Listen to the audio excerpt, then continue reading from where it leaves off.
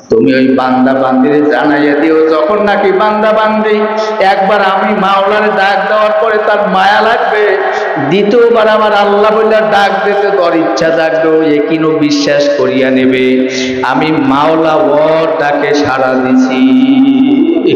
এই জন্য বাজান সিনার দরজাটা খোলে, অনেকে মাহফিলে বসে সিনার দরজাটা বন্ধ কইরা রাখে। আমার মাওলার রহমত কিন্তু এখন গড়াইয়া গড়াইয়া যাইতে আছে। যার তেলটা ভাঙ্গে গেছে, যার তেলের মধ্যে তামান্না রে মাওলার পাইলাম না। এখন বাজান যত জায়গায় যাই কত মানুষ সম্মান করে, আসলে আমার মাওলার তো পাইলাম না। আমার মাওলায় আমার কবরে গিয়ে আমার সাথে কি ব্যবহার করবে সেটাও তো আমার জানা নাই। এবার যারা আল্লাহওয়ালা তারা কিন্তু ছোট নাবালক শিশুর ন্যায় হইয়া যায়। কারণ ছোট বাচ্চারে দেখবেন যদি আপনি গালাগালি করেন ও তেমন বেজার হয় না, আবার ওর প্রশংসা করবেন দেখবেন তেমন খুশিও হয় না। আল্লাহওয়ালারা যদি আপনি যত প্রশংসা করেন কার দিলের ভিতরে কোনো ফকর নাই। কারণ যারা আমার মাওলাকে চায় তাদের দিলের মধ্যে কোনো কিছু ঢোকে না। তারা রাজা হবে, তারা বাদশাহ হবে, তারা চেয়ারম্যান হবে, কিন্তু তাদের অন্তরে জায়গা পায় না। তারা পীর হবে, তারা মুরিদ হবে, তারা ইমাম হবে, কিন্তু তার অন্তরের ভিতরে শুধু আমার মাওলা, মাওলা ছাড়া আর কেউ জায়গা পায় না। ওমর রাদিয়াল্লাহু তাআলা বাদশা ছিলেন, কিন্তু তার অন্তরের মধ্যে বাদশাহী ছিল না। তিনি বাদশা হওয়ার পরে দেশ নেওয়ার জন্য খেজুর গাছের নিচে শুয়ে রয়েছে। এক ইহুদি গেছে, বলে তোমাদের আমিরুল মুমিনিন কোথায়, তার সাথে আমি দেখা করব। বলেন তিনি তো এখন আর তার খাস কামরায় নাই, তিনি যাইয়া দেখো খেজুর গাছের নিচে ইট মাথায় দিয়ে শুয়ে রয়েছে। ইহুদি চিন্তা করলো একা আছে, ঘুমাইয়া আছে, আমি এই মুহূর্তে তারে মারতে পারবো। ইহুদি যখন নাকি তার পিস্তল বের করলো বা হাতিয়ার বের করলো, ওমরের ঘুম ভাঙ্গে গেছে। আল্লাহর বান্দা ইহুদি থরালে কাঁপে, বলে ভাই তুমি কাঁপো কেন? বলে হুজুর আপনারে মারার জন্য আসছিলাম। কিন্তু মুসলমান যে এমন হয়, রাজা হওয়ার পরেও বাদশা হওয়ার পরেও মাওলার পাগল থাকে, তার অন্তরের ভিতরে জায়গা পায় না। এত সুন্দর মুসলমানের আখলাক আমারও কালেমা পড়াইয়া দেন, তারে কালেমা পড়াইয়া মুসলমান বানাইয়া দিল। বাজান আমি জানতে চাই অন্তরের মধ্যে কে জায়গা পাওয়ার অধিকার রাখে? একমাত্র আমার মাওলাই জায়গা পাওয়ার অধিকার রাখে। বাবা আপনি সংসার করবেন, আপনার স্ত্রী থাকবে, সন্তান থাকবে, সম্পদ থাকবে, ব্যবসা থাকবে, কিন্তু অন্তরের মধ্যে জায়গা দেওয়া যাবে না। সব আপনি সামলাবেন, কিন্তু অন্তরের তামান্না আমার মাওলা, আমার মাওলারে কোন জায়গায় গিয়া পাবো, কিভাবে পাবো, কোন কাজটা করলে আমার মাওলা খুশি হবে, পাগলারা সেই কাজটা করে। ব্যবসা করলেও ভেজাল দেয় না।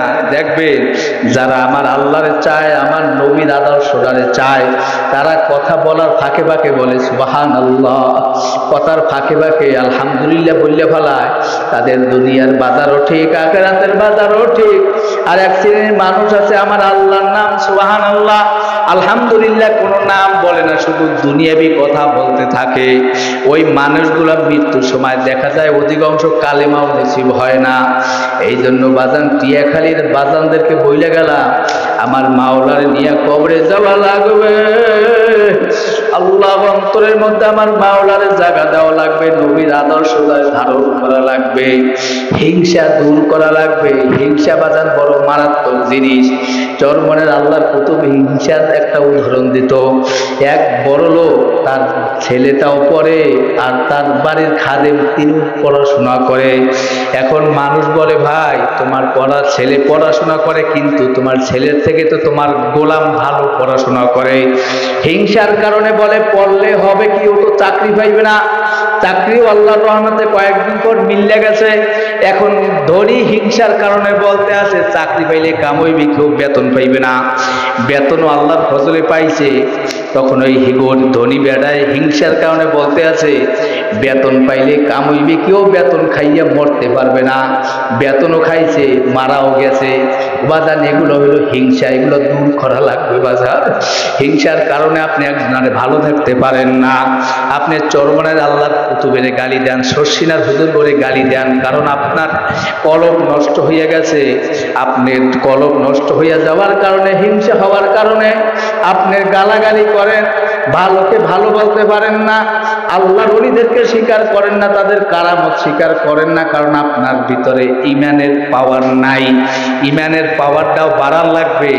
যাদের ঈমানের পাওয়ার আছে তাদের বাজান উষ্টা খাইয়া পড়ে গেলেও তাদের জবান থেকে ইন্না লিল্লাহ বের হইয়া যায়, আল্লাহ হইয়া ডাক দেয়। বাজান অনেকে আছে দুনিয়ার সামান্য উষ্টা খাইয়া পড়ে গেলেও বলে মা, বলে আব্বা। ও বাবা, দুনিয়ার সামান্য ধাক্কায় যদি তুমি দুনিয়াবি নাম বলো, মৃত্যুর আগে আজরাইলের ধাক্কা বড় কঠিন। ওই সময় মাওলার নাম ভিতরে না থাকলে বের হবে না। এই জন্য আমার মাওলার কলবে জায়গা দেওয়া লাগবে, নবীর নেতা মানা লাগবে। অনেক মুসলমানের সন্তান আছে ধর্মকে আলাদা মনে করে, রাজনীতি আলাদা মনে করে। মসজিদের ভিতরে যাইয়ে বলে আল্লাহু আকবার, আল্লাহ বড়, আল্লাহ তুমি বড়, তোমার সিজদা দিয়া গেলাম। মসজিদটা বাহির হইয়া গেলে দুনিয়াবি তাগুত শক্তির পক্ষে স্লোগান দেয়। তাইলে তুমি মুসল্লি হইয়া মসজিদের মধ্যে আমার মাওলারে বড় মনে করলা, মসজিদের বাহিরের নেতারে বড় মনে করলা।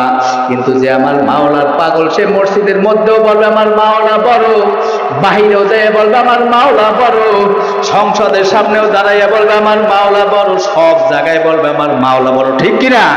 মাওলারে যদি তুমি সব জায়গায় বড় রাখতে পারো, আমার মাওলায় তোমার দুনিয়ার মধ্যে মুকুটবিহীন বাদশা বানাইয়া দেবে।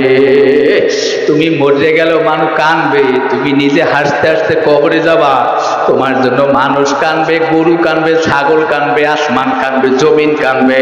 হাদিসের মধ্যে আছে কোন মাওলার পাগল দুনিয়ার থেকে বিদায় হইয়া গেলে কোনো মাখলুক আর ঘাস খায় না, কোনো মাখলুক আর কাজ করে না, সবাই কাঁদে, সবাই দোয়া করে। এমন জীবন গঠন করো বাজান যেন তোমার জন্য সবাই কাঁদে আর তুমি হাসতে হাসতে তোমার বন্ধুর কাছে তুমি চইলা যাও। আর এমন জীবন গঠন করো না মইরা যাওয়ার পরে বলবে শয়তানরাই মরছে, ভালো হইছে, ও শয়তানরার জ্বালায় ঘুমাইতে পারি নাই, ওই শয়তানরার জ্বালায় খাইতে পারি নাই। এমন জীবন বাজান গঠন কইরা কোনো লাভ নাই। মদিনার নবীর আদর্শটারে ধারণ করো।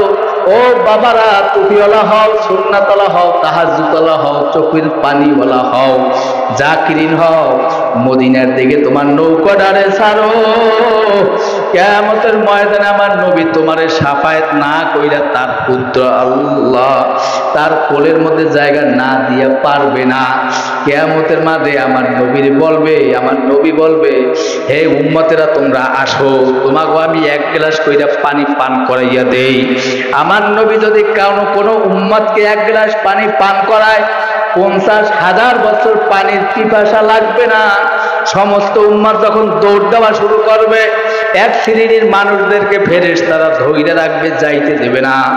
নবী বলবে, কি ব্যাপার, ওদেরকে ধইরা রাখছো কেন? ওদেরকে ছাইরা দাও, আমি ওদেরকে এক গ্লাস হাউজে কাউসারের পানি পান করাইলে আল্লাহ কবুল করিয়া নেন। ফেরেশতারা বলবে, হুজুর ইয়া নবী আল্লাহ, ইয়া রাসূলুল্লাহ, আপনি দুনিয়াতে ছিলেন না, কিন্তু আপনার এই তাজা উম্মতটা বড় শয়তান।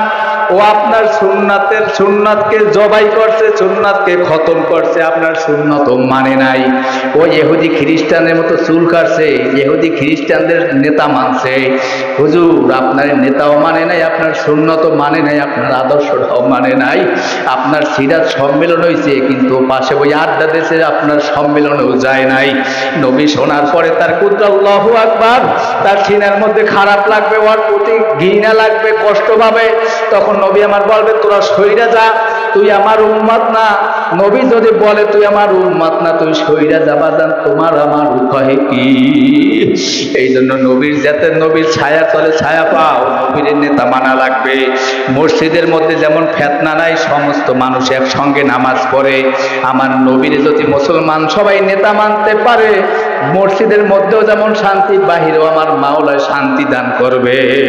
তখন এক দল আর এক দলের মারবে না, এক দল আসলে আর এক দল পলান লাগবে না, সবাই শান্তি পাবে, সবাই নিরাপদে বসবাস করতে পারবে। এই জন্য আমার বাজানদেরকে বলবো, আজকে সম্মেলনটা যেন হেদায়েতের জরিয়া হয়, সবাই দোয়া কইরেন। আর সবাই দিলটা ভাঙ্গে দিয়া মাওলার একটু মনের মতো ডাকার মতো ডাইকেন, এমন ভাবে মাওলার আজকাল রাখবেন যেন আমার মাওলায় সারা না দিয়া পারে না। আমার আল্লাহ পরিষ্কার বলেন, বান্দা বান্দা আমারে ডাকো, ডাকলে আমি মাওলা সাড়া দিব। দুনিয়ার মানুষের কাছে চাইলে দুনিয়ার মানুষ বেজার হইয়া যায়, দুনিয়ার মানুষ বেজার হইয়া যায়, বিমুখ হইয়া যায়। আর আমার আল্লাহ বলেন, বান্দা বান্দি আমার কাছে যারা চায় আমি তাদের কাছে তাদেরকে আমি দিয়ে দেই, আমি আরো মাওলা খুশি হইয়া যাই। ডাকার মতো ডাকা লাগবে। ডাকতে ডাকতে মাওলার এমন একটা নূর তোমার আমার ভিতরে আমার মাওলা ধান করবে, যেটা জিকির না করলে বোঝানো যাবে না। রসের গোল্লা স্বাদ বেমালা, কিন্তু না খাইলে বা যেন এটা অনুভব করা যায় না। আমার মাওলার জিকিরে যে কত মজা, সুন্নাতের মধ্যে কত মজা, মাওলার হুকুম মানার মধ্যে কত মজা। চরমনের আল্লাহর কুতুব বলতেন, নামাজ পড়ার মধ্যেও মজা আছে, না পড়ার মধ্যেও মজা আছে, জিকির করার মধ্যেও মজা আছে, জিকির ছাইড়া দেওয়ার মধ্যেও মজা আছে। কিন্তু একটা মজা পায় আমার আল্লাহ, আর একটা মজা পায় শয়তান। মানুষ শয়তানি করতে করতে শয়তানের একটা নূর তার মধ্যে ঢোকে। যখন শয়তানের নূর তার ভিতরে ঢোকে তখন আল্লাহর বান্দাবান্দি অস্থির হইয়া যায়, কখন এইটা দূর হবে। দূর হইয়া গেলে তখন তার ভালো লাগে, তখন সে শান্তি পায়। আর আমার মাওলার নূর এমন নূর, কারো ভিতরে প্রকাশ পাইলে বড় আরাম লাগে, বড় শান্তি লাগে, আবার চইলা গেলে বড় পেরেশানি লাগে। এই জন্য ডাকতে ডাকতে তোমার ভিতরে এমন একটা পাওয়ার তৈরি হবে, যে পাওয়ারে তোমারে নামাজ পর্যন্ত নিয়ে আসবে, যেই পাওয়ারে তোমারে ফজর কালে ঘুম থেকে উঠাইয়া দেবে, যে পাওয়ারে তোমারে পর্দার মধ্যে ঢুকাইয়া দেবে, বিপর্দার থেকে ফিরাইয়া দেবে, যে পাওয়ারের কারণে তোমারে হালাল হারাম প্রবেশ করার শক্তি দান করবে। আমার আল্লাহ তো সেই কথা বলে, আমি আল্লাহরে এমন ভাবে ভয় করো যেই ভয়তে তোমারে গুনাহ থেকে ফিরাইয়া নামাজের দিকে নিয়ে আসে। আমি মাওলারে এমন ভয় করো যেই ভয়তে তোমারে রোজার দিকে নিয়ে আসে, জিকিরের দিকে নিয়ে আসে, নবীর সুন্নাত আদর্শ আখলাকের দিকে নিয়ে আসে। এমন ভাবে ভয় করার মতো করো, যদি মাওলার ভয় দুনিয়াতে না করো, পরিষ্কার ভাবে যাই না রাখো, তোমার মৃত্যুতে ভয় আছে, কবরে ভয় আছে, তোমার হাসরে ভয় আছে, ফুলসিরাতে ভয় আছে। আর যারা আমার আল্লাহর দুনিয়াতে ভয় করিয়া মানবে, তাদের মৃত্যুতে ভয় নাই, তাদের কবরে ভয় নাই, তাদের হাসরে ভয় নাই। তারা কিয়ামতের ময়দানে শুধু দৌড়াবে আর বলবে, আল্লাহু আকবার, নূরুহুম ইয়াসআ বাইনা আইদিহিম ওয়া বিআইমানিহিম ইয়াকুলুনা রব্বানা আতমিম লানা নূরানা ওয়াগফির লানা ইন্নাকা আলা কুল্লি শাইইন কদির। তারা শুধু দৌড়াইতে থাকবে আর বলবে, আমার মাওলা কোথায়? দুনিয়াতে আমার মাওলারে পাইলাম না, আমার মাওলা কোথায়? তাদের কোনো হিসাব নিকাশের খেয়াল থাকবে না, কোথায় জান্নাত কোথায় জাহান্নাম কোনো খেয়াল থাকবে না। তারা শুধু বলবে, আমার মাওলা কোথায়? আমার মাওলারে লাগবে। এই জন্য বাজান, দুনিয়া অল্প সময়ের দুনিয়া, আমার মাওলারে মানার মতো মানা লাগবে, নবীরে মানার মতো মানা লাগবে। অনেক মুসলমান দেখলে মনে হয় না যে মুসলমানের বাচ্চা, নবীর সুন্নাত জবাই করিয়া ফালাইছে। আল্লাহ, ও মুসলমান, তুমি যদি নবীর সুন্নাত না মানো তাইলে কে মানবে? তুমি মুসলমান হইয়া যদি আমার নবীর নেতা না মানো, নবীর নেতা কে মানবে? এই জন্য অনুনয় বিনয় করিয়া বলিয়া যায়, বাজান মাওলার পাগল হও, নবীর পাগল হও। মাওলার পাগল হইয়া মাওলার কবরে যাওয়া লাগবে, কারণ দুনিয়ার পাগলদের দুনিয়ার কোনো আদালত নাই। ঠিক আমার মাওলারও যারা পাগল, তাদের কোনো কবরে কষ্ট নাই, তাদের কোনো হিসাব নাই, তারা আমার মাওলার বেহেশতে চইলা যাবে। আল্লাহ, কারণ কেউ হিসাব দিয়া মাওলার বেহেশতে যাওয়ার কারো শক্তি নাই। মাওলায় যদি জিজ্ঞাসা করে, বান্দা তুই এইটা কেন করলি, সেইটা কেন করলি, উত্তর দে, সামনে যা। কোনো মানুষের শক্তি নাই উত্তর দিয়া সামনে যাওয়ার। সবাই বাজান আমরা আটকা পইড়া যাব। যদি আমার মাওলার দয়া করে, তাইলে মাওলার সেই বড় জান্নাত পাওয়ার আশা করা যায়। তোমার আমার ইবাদতের মাধ্যমে জান্নাত পাওয়া যাবে না। জান্নাত পাইতে হইলে, মাওলার দিদার পাইতে হইলে মাওলার রহমত লাগবে।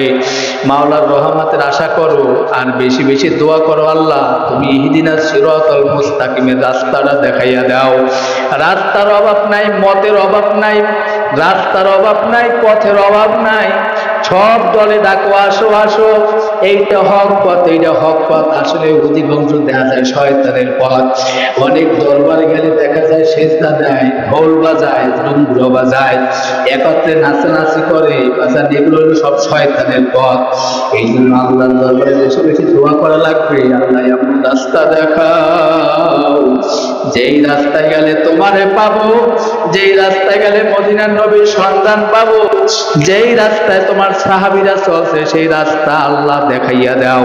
সেই রাস্তায় দৌড়াইতে থাকো, দৌড়াইতে দৌড়াইতে যখন মৃত্যুর বিছানায় হোঁচট খাইয়া পড়িয়া যাবা, আমার মাওলা ফেরেশতাদের মাধ্যমে তোমার আহলান সাহলান দিয়া সম্মানের সাথে তোমার দুনিয়ার থেকে বিদায় করিয়া নিয়ে যাবে। আর যদি দুনিয়ার পাগল হও, নাফরমান হও, তোমার মৃত্যুর সময় এত কষ্ট হবে, ওই কষ্ট সহ্য করার শক্তি দুনিয়ার কোনো মানুষের নাই। নারায়ণগঞ্জে শুনে আসছি, এক আল্লাহর বান্দা মৃত্যুর সময় তার কলিজা ছিঁড়ে জিহ্বা দিয়ে বের হইয়া গেছে। আল্লাহ আল্লাহ। এই জন্য বাজান মাওলারে ভয় করো, জিকির বেশি বেশি করো। জিকির করার দ্বারা বান্দার মধ্যে নমনীয়তা আসে, কেমন জানি নরম হইয়া যায়। মানুষ দেখলেই দোয়া চায়, ভাই আমার জন্য দোয়া করো। আল্লাহওয়ালা মানুষ পাইছে, গলাটায় হাত দিয়ে বলে, ভাই আমার জন্য দোয়া করো। আমি বুঝি আমার মাওলারে পাইলাম না, কোন জায়গায় গেলে পাবো, দোয়া করো। জিকির না করলে বাজান আমলের মধ্যেও রুডা রুডা লাগে, নামাজেও মজা লাগে না। নামাজে মজা নাই, কোনো কথাবার্তায় মজা নাই। আর যারা জিকির করে দেখবেন তাদের চোখেও পানি, তাদের নামাজটাও সুন্দর, তাদের মুআমিলাতও সুন্দর, তাদের সাথে কথা বইলেও শান্তি পাওয়া যায়। যারা জিকির করে না, জিকির থেকে গাফেল, তাদের কথার মধ্যে রুহানিয়াত নাই, তাদের কথার মধ্যে বাজান তাসির হয় না, কথার মধ্যে মজা লাগে না, রুডা লাগে। এই জন্য বইলে গেলাম, পরামর্শ দিয়ে গেলাম, আমার আল্লাহর যারা পছন্দ করো তারা আমার মাওলার জিকির বেশি বেশি করো। এখন একটু অল্প সময় জিকির করি, আল্লাহ বাদে কেহ